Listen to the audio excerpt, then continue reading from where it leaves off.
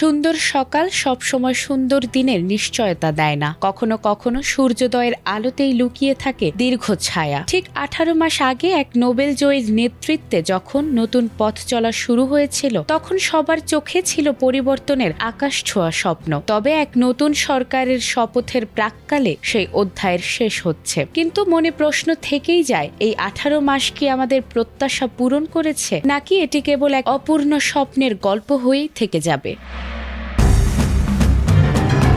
বিদায় নেবে ডক্টর মোহাম্মদ ইউনূসের নেতৃত্বাধীন অন্তর্বর্তী সরকার। জুলাই আন্দোলনের পরই বদলে গিয়েছিল ক্ষমতার সমীকরণ। 2024 সালের 5 আগস্ট আওয়ামী লীগের পতনের পর 8 আগস্ট দায়িত্ব নিয়েছিলেন ডক্টর মোহাম্মদ ইউনূসের নেতৃত্বাধীন অন্তর্বর্তী সরকার। আর শুরুতেই এই সরকার পেয়েছিল ব্যাপক জনসমর্থন ও আন্তর্জাতিক স্বীকৃতি। প্রত্যাশা ছিল দুর্নীতিমুক্ত, বৈষম্যহীন ও মানবিক এক নতুন বাংলাদেশ গড়ে উঠবে। কিন্তু 18 মাস পর এক ভিন্ন চিত্রের মুখোমুখি বাংলাদেশ।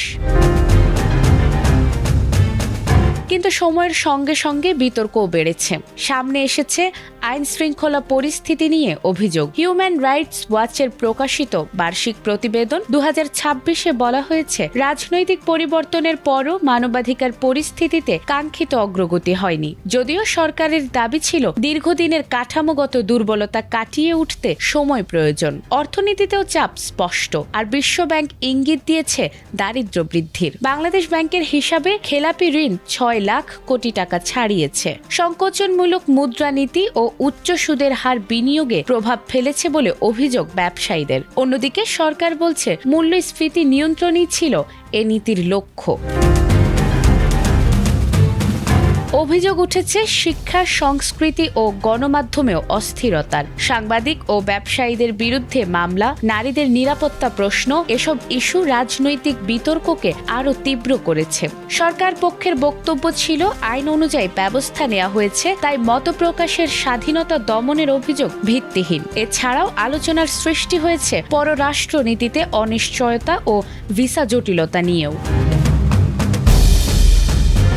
সবশেষ একজন নীরব নায়ক, যিনি এসেছিলেন ভেঙে পড়া রাষ্ট্রকে সামলাতে। তবে সর্বসম্মত সমর্থন না থাকায় তা বাস্তবায়ন সম্ভব হয়নি। জুলাই আন্দোলন যে আশা জাগিয়েছিল, সেটি পূরণ হয়েছে কিনা তা নিয়ে মতভেদ রয়েছে। তবে এখন বাস্তবতায় স্পষ্ট যে বাংলাদেশ আবারও এক সন্ধিক্ষণে দাঁড়িয়ে। সামনে নতুন সরকার, নতুন প্রতিশ্রুতি। এখন সময় বলবে সেই জুলাইয়ের স্বপ্ন আসলে কোন পথে এগোয়।